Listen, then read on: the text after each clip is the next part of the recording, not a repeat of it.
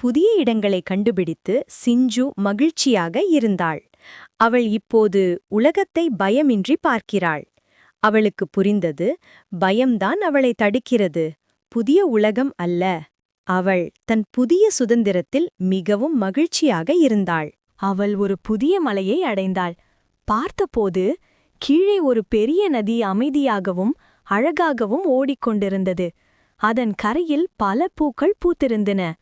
புதிய சாகசங்களுக்கு ஒரு அற்புதமான இடம். சிஞ்சு மலையின் உச்சியில் அமர்ந்திருந்தாள். அவளுடைய இதயம் மகிழ்ச்சியால் நிரம்பியது. பயமில்லாமல் வாழ்வது எவ்வளவு நன்றாக இருக்கிறது என்று அவள் நினைத்தாள். அவள் பறந்து நதிக்கு அருகில் சென்று அங்குள்ள புதிய பூக்களை பார்த்தாள்.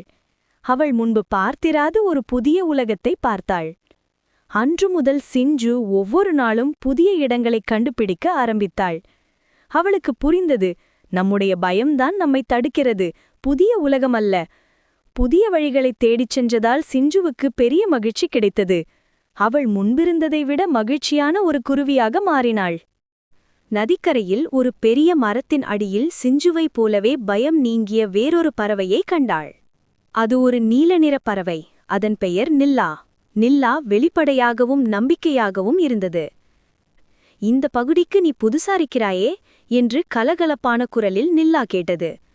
சிஞ்சு தயக்கமின்றி பதிலளித்தாள். நான் சிஞ்சு. ஆமாம், நான் இந்த பகுதிகளை இப்போதுதான் ஆராய ஆரம்பித்தேன். இது மிகவும் அழகாக இருக்கிறது. நில்லா சிரித்தது. நிச்சயமாக, நீ எதைப் பற்றியும் பயப்படாமல் இருந்தால் உலகமே உனக்கு ஒரு விளையாட்டு மைதானம்தான். வா, எனக்கு தெரிந்த சில அற்புதமான இடங்களை உனக்கு காட்டுகிறேன். அன்றிலிருந்து சிஞ்சுவும் நில்லாவும் பிரிக்க முடியாத நண்பர்களாக மாறினார்கள். அவர்கள் சேர்ந்து உயரமான மலைகளுக்கு பறந்தனர், ஆழமான காடுகளுக்குள் சென்றனர். சிஞ்சுவின் புதிய பயணங்களில் இப்போது ஒரு மகிழ்ச்சியான துணையும் இருந்தது.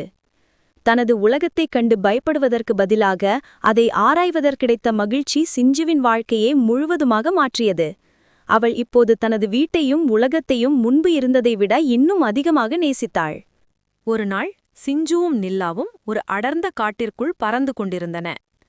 அங்கே ஒரு பெரிய விசித்திரமான மரத்தை பார்த்தார்கள். அந்த மரத்தின் இலைகள் பச்சை நிறமாக இல்லாமல் ஆரஞ்சு மற்றும் சிவப்பு நிறத்தில் இருந்தன. மேலும் அந்த மரத்தில் இதுவரை சிஞ்சு கொண்டிராத ஒரு வித்தியாசமான பழங்கள் தொங்கிக் கொண்டிருந்தன.